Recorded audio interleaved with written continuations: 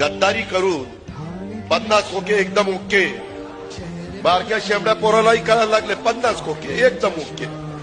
तुमच्या इथं तर ते Y Y Y Y Y Y करावं लागलं सायरन की लोक म्हणतात 50 खोकेवाला चाललाय, तो गद्दार चाललाय, तो गद्दार चाललाय, तो गद्दार चाललाय. महाराष्ट्र के माननीय मुख्यमंत्री एकनाथ शिंदे के बेटे के माथे पर लिखा होना चाहिए कि मेरा बाप गद्दार है, कि मेरा बाप गद्दार है, कि मेरा बाप गद्दार है. हा शिंदे गट नसून ही एक चोरांची टोळी आहे.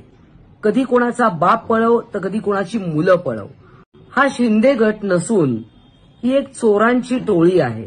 शिंदे साहेबांनी उद्धव साहेबांची गद्दारी केली आणि ते बीजेपी सोबत सुद्धा गद्दारी करणार आहेत. शिंदे साहेबांनी उद्धव साहेबांची गद्दारी केली आणि ते बीजेपी सोबत सुद्धा गद्दारी करणार आहेत.